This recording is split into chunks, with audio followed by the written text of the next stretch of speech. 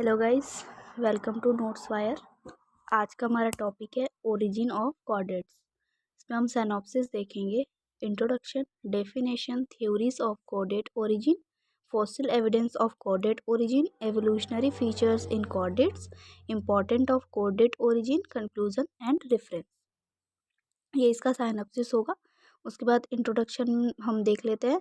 Chordates का origin एक importance biological event है जो कॉम्प्लेक्स वर्टिब्रेट्स यानी कि एम्फीबियंस, फिश, रेप्टाइल, बर्ड और मैमल्स के एवोल्यूशन का फाउंडेशन है। ठीक है, यानी कि कॉर्डेट एक ऐसा महत्वपूर्ण बायोलॉजिकल इवेंट या प्रोग्राम है जिसमें कॉम्प्लेक्स वर्टिब्रेट जैसे कि रेप्टाइल हो गए, मैमल्स हो गए, इनका एवोल्यूशन यानी कि कैसे ये धीरे धीरे डेवलप हुए उनका फाउंडेशन है। ठीक है, कॉर्डेट्स को उनके खास features notochord, dorsal hollow nerve cord, pharyngeal slits, post anal tail और एंडोस्टाइल के बेस पर आइडेंटिफाई किया जाता है। यानी कि कॉर्डेट्स में ये खास फीचर होते हैं। नोटोकॉर्ड, जैसे कि नोटोकॉर्ड पाया जाता है, एक वेंट्रल लाइन आप कह सकते हो, एक धारी की तरह लाइन पाई जाती है कॉर्डेट्स में। ठीक है, और फेरेंजियल स्लिट्स यानी कि हम इसे गिल्स के रूप में भी देख सकते हैं कई, जैसे फिश वगैरह में, है ना।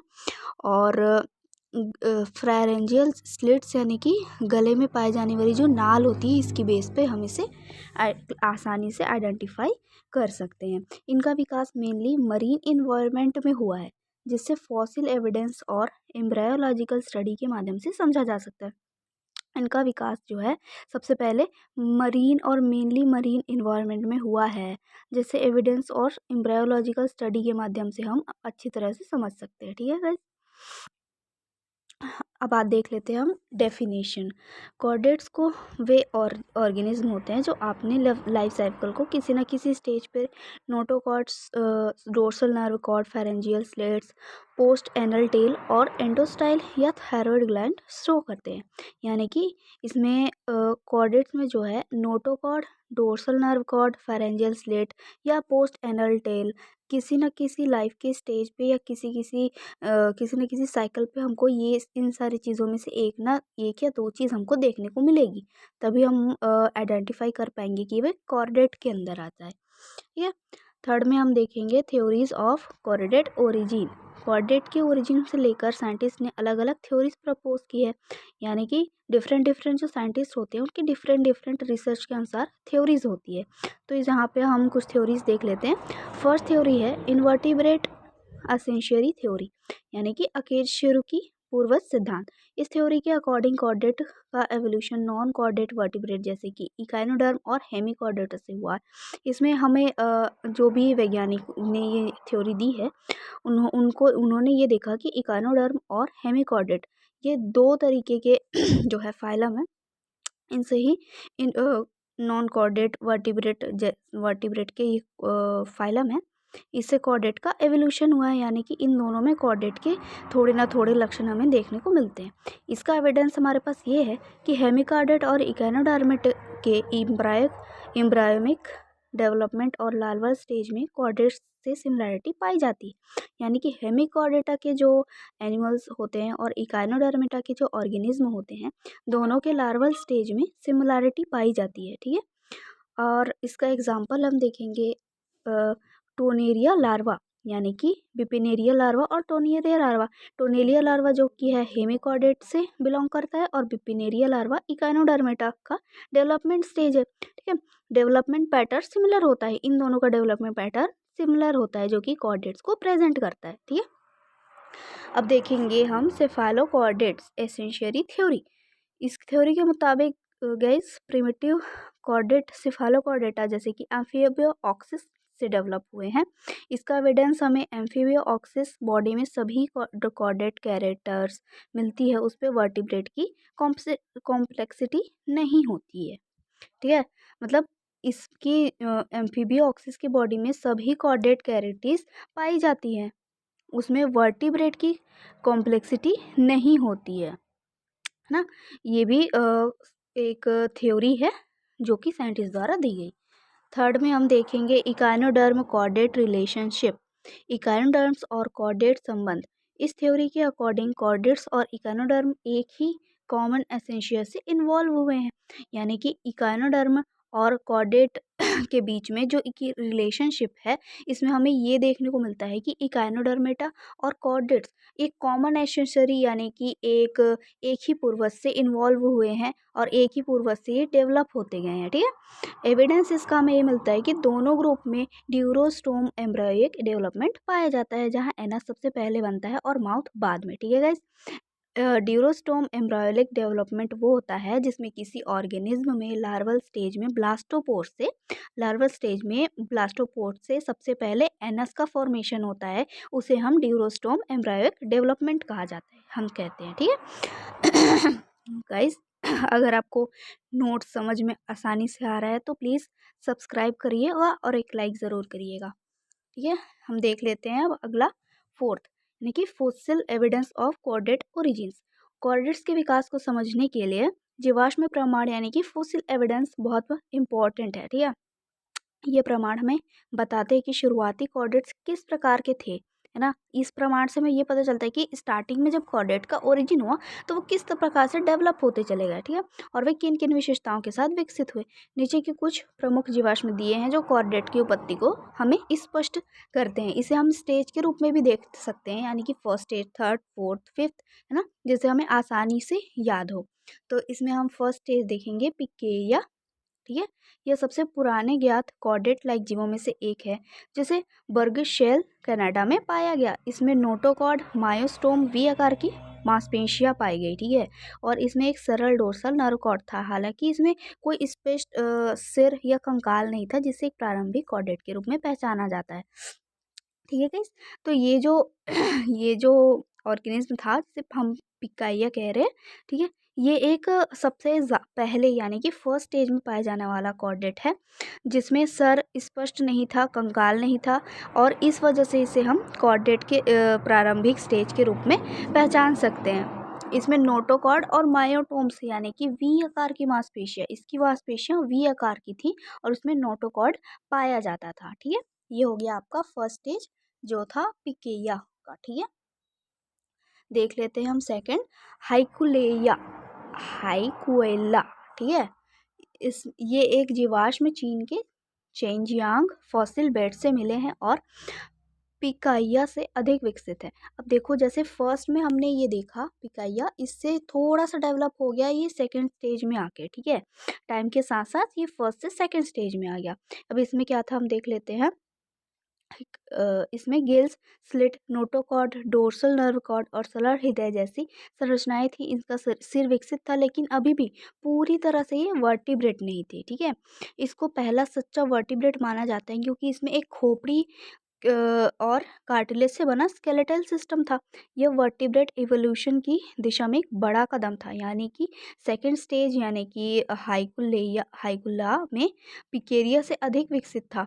उसमें एक सिर था जो हमें काफ़ी स्पष्ट तरीके से दिखाई देता था, और पूर्ण रूप से अभी भी यह विकसित नहीं था, यानी कि वर्टिब्रेट नहीं था, परंतु इसे सच्चा वर्टिब्रेट माना जाता है कि उसमें, क्योंकि इसमें खोपड़ी का फॉर्मेशन हो चुका था और साथ ही स्केलेटल सिस्टम का भी फॉर्मेशन हो चुका था, ठीक है।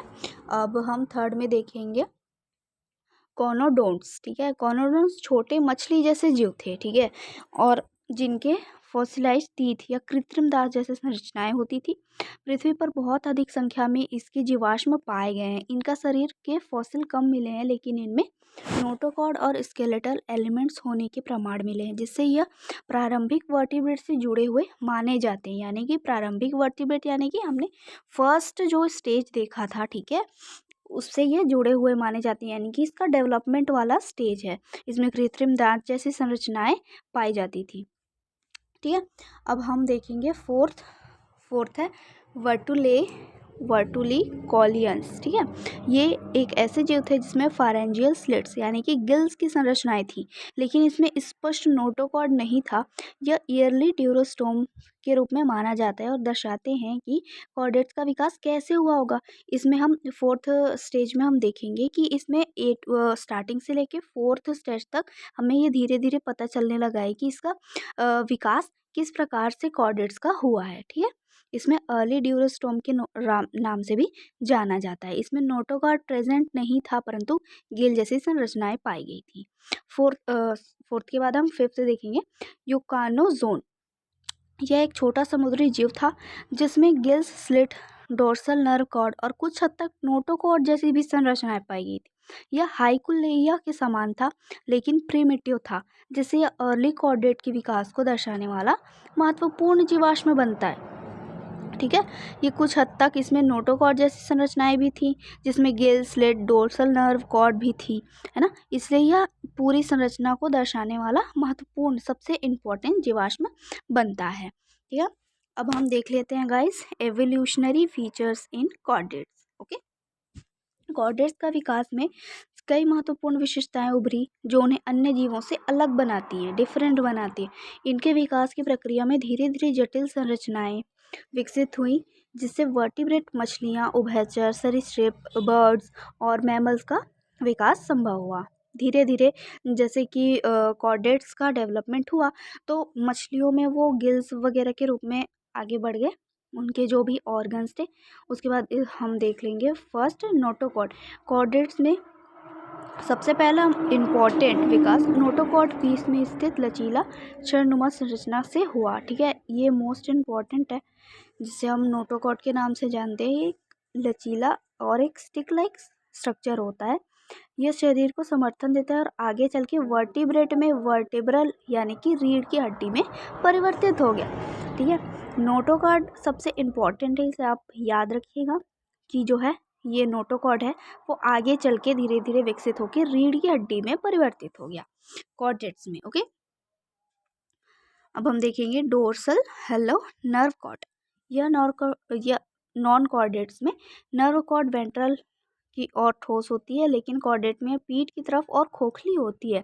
बाद में वर्टिब्रेट में मस्तिष्क और रीढ़ की हड्डी ब्रेन एंड स्पाइनल कॉर्ड के रूप में विकसित होती चली गई। ठीक है, ये डोर्सल हॉलो नर्व कॉर्ड जो है कि वो मस्तिष्क और रीढ़ की हड्डी में धीरे धीरे वर्टिब्रेट में डेवलप होती चली गई। पहले यह पेट की तरफ और पीठ की तरफ खोखली खोखली संरचना हुआ करती थी। ठीक है, फारेंजियल गिल स्लिट्स देख लेते हैं। उसके बाद प्रारंभिक कॉर्डेट्स में फ्लाइनेक्स यानी कि गले में गिल स्लिट्स मौजूद थे जो जल से भोजन और गैसों का आदान प्रदान करते थे। ठीक है, बाद में मछलियों में ये गिल्स में बदल गए। भूमि पर रहने वाले वर्टिब्रेट में ये ईयर स्ट्रक्चर यानी कि कान की जैसी संरचनाएं और इंडोक्राइन ग्लैंड में परिवर्तित हो गए। ये इसका ओरिजिन कहाँ से हुआ है? Gill slits. जो गिल स्लिट्स थे वो मछलियों जैसे कॉर्डेट में गिल्स में परिवर्तित हो गए और भूमि में रहने वाले वर्टिब्रेट में कान की संरचनाओं में बन गए और एंडोक्राइन ग्लैंड के रूप में परिवर्तित हो गए। ठीक है, नेक्स्ट हम देखेंगे पोस्ट एनल टेल। ठीक है, कॉर्डेट्स में शरीर के अंतिम भाग में पोस्ट एनल टेल विकसित हुई जो तैरने और संतुलन बनाए रखने में ऑर्गेनिज्म की हेल्प करती थी। यह उच्च श्रेणी के जीवों में समय के साथ छोटियाँ लुप्त होती गई, जैसे मानव में टेल बोन में। ओके, ठीक है, नेक्स्ट हम देख लेते हैं फिफ्थ है एंडोस्केलेटन। ठीक है, एंडोस्केलेटन कॉर्डेट्स में कार्टिलेज या उपास्थि और बाद में हड्डी बोन से बनी आंतरिक कांकिल का विकसित हुआ जो शरीर को कठोरता और सहारा देती है। प्रारंभिक वर्टिब्रेट में कार्टिलेज स्केलेटन जैसे कि शार्क, विकसित वर्टिब्रेट में बोनी स्केलेटन जैसे कि उभयचर सरीसृप पक्षी और मैमल्स। ओके, ये एंडोस्केलेटन आंतरिक कंकाल से विकसित हुआ जो बाद में उपास्थि और रीढ़ की हड्डी में परिवर्तित होती चली गई जैसे कि मैमल्स और बर्ड्स में। ठीक है, अब नेक्स्ट हम देखेंगे क्लोज्ड कल्कुलरी सिस्टम। कॉर्डेट्स में बंद परिसंचरण तंत्र यानी कि क्लोज कल्कुलरी सिस्टम का विकास हुआ जिसमें रक्त हृदय और हृदय वाहिकाओं के माध्यम से बहता है। मछलियों में एकल परिसंचरण तंत्र और उभयचरों और सरीसृप में मिश्रित परिसंचरण तंत्र, पक्षियों में स्तनधारियों में पूर्ण दोहरे परिसंचरण तंत्र के रूप में ये धीरे से विकसित हो गया। जो पहले क्लोज्ड कल्कुलरी सिस्टम था वो धीरे धीरे डिफरेंट एनिमल में डिफरेंट टाइप से सिस्टम में विकसित होता चला गया। ठीक, नेक्स्ट है एडवांस नर्वस सिस्टम। कॉर्डेट्स में मस्तिष्क और इंद्रिय अंगों यानी कि सेंस ऑर्गन्स का विकास होता चला गया। उससे उसमें जटिल व्यवहार, पर्यावरण के प्रति प्रतिक्रिया की क्षमता का विकास हुआ। मछलियों में सरल मस्तिष्क और इंद्रिय अंग, सेंसरी ऑर्गन्स, ठीक है। और स्तनधारियों में अत्यधिक विकसित मस्तिष्क यानी कि कैरेबलम और कैरेबेलम, ठीक है, इसका विकास होता चला गया। एडवांस नर्वस सिस्टम से धीरे से ब्रेन का विकास हुआ, देन सेंसरी ऑर्गन्स का विकास हुआ, और जिससे कोई भी ऑर्गेनिज्म उसके जटिल व्यवहार यानी कि पर्यावरण या इन्वायरमेंट में होने वाले कोई भी हलचल या कुछ भी परिवर्तन के रूप में अपना किस प्रकार का प्रतिक्रिया दे सकता है उसको डिसाइड करने में पूर्णतः सक्षम हो पाया, ठीक है। नेक्स्ट है वर्टिब्रल कॉलम। प्रीमिटिव कॉर्डेट में केवल नोटोकॉर्ड थी, लेकिन वर्टिब्रेट में यह हड्डी या उपास्थि बनी। वर्टिब्रल कॉलम यानी कि रीढ़ की हड्डी में परिवर्तित होगी, जिससे शरीर को अधिक ज़्यादा मजबूती, लचीलापन मिला, ठीक है। ये जो कॉलम थी वर्टिब्रल कॉलम, वो धीरे धीरे विकसित होकर उपास्थि बन गई और उसके बाद रीढ़ की हड्डी में परिवर्तित हो गई, जिससे शरीर को बहुत ज़्यादा सपोर्ट मिला और मजबूती मिली, ठीक है। हम देख लेते हैं गाइज, नेक्स्ट है important of chordate origin. Evolutionary link यानी कि विकासवादी संबंध। कॉर्डेट वर्टिब्रेट और वर्टिब्रेट के बीच एक इम्पॉर्टेंट लिंक है जो हेल्प करती है हमें ये समझने में कि सिंपल ऑर्गेनिज्म से कॉम्प्लेक्स ऑर्गेनिज्म का एवोल्यूशन किस प्रकार से हुआ, किस प्रोसेस से हुआ, पहले कैसे थे और धीरे धीरे सेकेंड स्टेज में, थर्ड, फोर्थ, फिफ्थ स्टेज में होते होते हुए वो कैसे फुल्ली डेवलप और कॉम्प्लेक्स ऑर्गेनिज्म बन गए, ठीक है। सिंपल ऑर्गेनिज्म वही होते हैं गाइस जिनके पास कोई ज़्यादा ऑर्गन नहीं होते, अपने लाइफ की जो भी इम्पोर्टेंट्स कामों को करने के लिए बहुत सारे ऑर्गन नहीं होते। लेकिन कॉम्प्लेक्स ऑर्गेनिज्म वो होते हैं जिनके पास हर एक बॉडी के काम को करने के लिए डिफरेंट डिफरेंट बॉडी ऑर्गन्स पाए जाते हैं। बायोडाइवर्सिटी में इसका क्या क्या इंटरेस्ट है, आप देख लेते हैं। कॉर्डेट में बहुत ज़्यादा डाइवर्सिटी होती है, जिसमें फिश, एम्फीबियंस, रेप्टाइल, बर्ड और मैमल जैसे एडवांस ऑर्गेनिज्म शामिल होते हैं जो अलग अलग इकोसिस्टम में पाए जाते हैं। यानी कि जो कॉर्डेट हैं वो हर ऑलमोस्ट सारे इकोसिस्टम में पाए जाते हैं। लाइक फिश जो है कि जल में पाई जाती है, एम्फीबियस जल में भी पाई जाती है, भूमि में भी पाई जाती है, बर्ड्स जो है एरियल इन्वायरमेंट में पाई जाती है। ये सारे एडवांस ऑर्गेनिज्म हैं जो कि सारे सारे अलग अलग इकोसिस्टम में अपना रूलिंग करते हैं और सारे इकोसिस्टम में सारे तरह के कॉर्डेट्स पाए जाते हैं, ठीक है। अब देखेंगे बायोकेमिकल रिसर्च। वर्टिब्रेट कॉर्डेट जैसे mouse and zebra fish medical और जेनेटिक रिसर्च में यूज़ करते हैं, जो नए ड्रग्स और ट्रीटमेंट को डेवलपमेंट करने में हेल्प करते हैं, है ना। यानी कि ये जो है रिसर्च वगैरह के लिए भी बहुत काम आते हैं। जो है कॉर्डेट, माउस और जेब्राफिश में सबसे ज़्यादा रिसर्च किया जाता है, जो ड्रग ट्रीटमेंट और साथ में स्टडी के लिए भी बहुत ज़्यादा इम्पोर्टेंट होते हैं, ठीक है। कॉम्पिटिटिव एटोनॉमी, कॉर्डेट्स का स्टडी अलग अलग ऑर्गेनिज्म की बॉडी स्ट्रक्चर और फंक्शन को कंपेयर करने में हेल्प करता है, जिससे उनके इवोल्यूशनरी रिलेशनशिप में और डेवलपमेंट की प्रोसेस को समझने में इजी हो जाता है। यानी कि एक ऑर्गेनिज्म और दूसरे ऑर्गेनिज्म की भी दोनों को तुलनात्मक अध्ययन यानी कि दोनों को कॉम्पिटिटिव स्टडी करने के लिए कि इसके बॉडी ऑर्गन में ये चीज़ है, इसके ऑर्गन में ये चीज़ नहीं है, इन दोनों को कंपेयर करने में बहुत ज़्यादा इंपॉर्टेंट रोल प्ले करता है कॉर्डेट्स, ठीक है। कंक्लूजन में आ जाते हैं गाइस। कॉर्डेट्स का एवोल्यूशन 530 मिलियन ईयर्स एगो हुआ और ये ग्रुप आज के वर्टिब्रेट का आधार बन चुका है, ठीक है। फॉसिल रिकॉर्ड और एम्ब्रायोलॉजिकल स्टडी के आधार पर इकाइनोडर्म्स और हेमिकॉर्डेट्स से कॉर्डेट्स से संबंध होने में प्रमाण मिलते हैं। इनके खास features notochord, dorsal nerve cord, pharyngeal slits, post anal tail और एंडोस्टाइल होते हैं। इनके एवोल्यूशन की दिशा को दर्शाते हैं, ठीक है, कि इससे इन सारे जो है जैसे ये नोटोकॉर्ड है, पोस्ट एनरल टेल है, ठीक है, इससे कैसे किस किस प्रकार से इनका एवोल्यूशन हुआ और किस प्रकार से ये धीरे धीरे होते डेवलप हुए, इस चीज़ को ये दर्शाते हैं। कॉर्डेट्स का स्टडी सिर्फ बायोलॉजिकल एवोल्यूशन को नहीं बल्कि बायोटेक्नोलॉजिकल और मेडिसिन में भी एक महत्वपूर्ण भूमिका निभाता है ना।